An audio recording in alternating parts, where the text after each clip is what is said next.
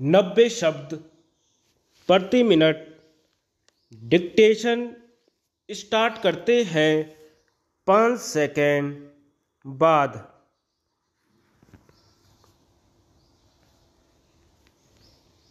आपातकाल और कांग्रेस।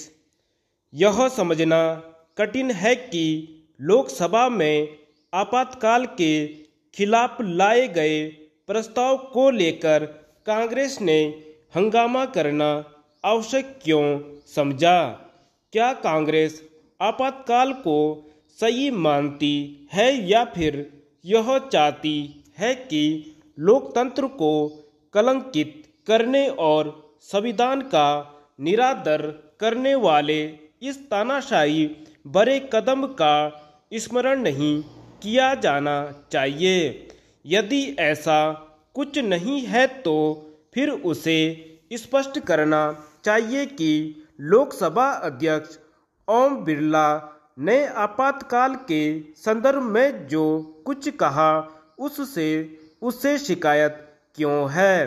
यदि कांग्रेस को आपातकाल के दौरान मारे और प्रताड़ित किए गए लोगों की याद में 2 मिनट के मौन का प्रस्ताव रास नहीं आया तो हंगामा करने की क्या जरूरत थी।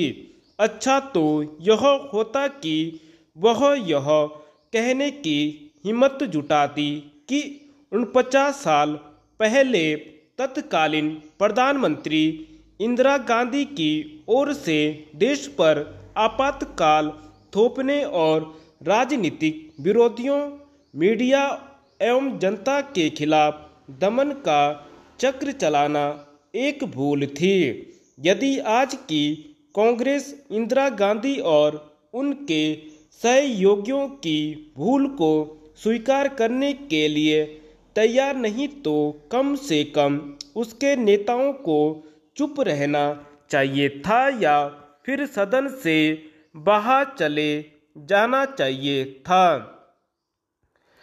कांग्रेस के नेताओं और उसके समर्थकों की ओर से आपातकाल के संदर्भ में यह जो कहने की कोशिश की जा रही है कि 5 दशक पुराने इस काले दौर का स्मरण नहीं किया जाना चाहिए, वह इसलिए किसी भी मूल्य पर स्वीकार नहीं क्योंकि अतीत की भूलों को विस्मृत करने से उनके दोहराए जाने का खतरा बढ़ जाता है।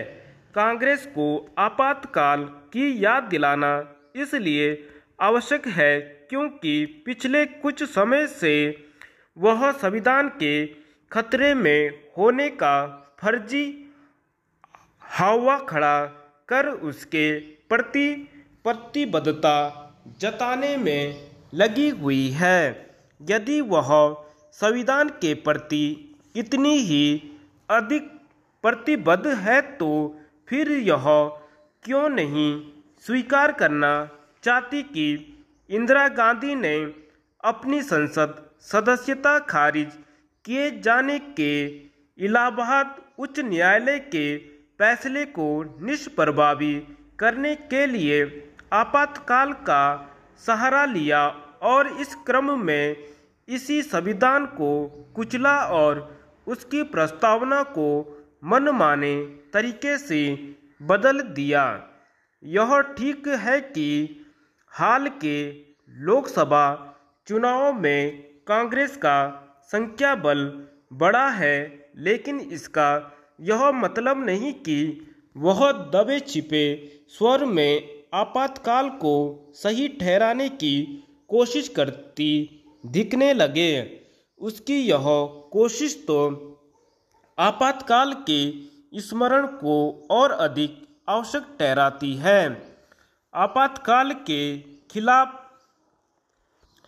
लोकसभा अध्यक्ष की ओर से लाए गए प्रस्ताव पर असहमति और असंतोष जताने से बेहतर होता कि कांग्रेस इस पर गौर करती कि उसके कुछ सहयोगी दलों ने भी इस मामले में उसका साथ देना आवश्यक नहीं समझा।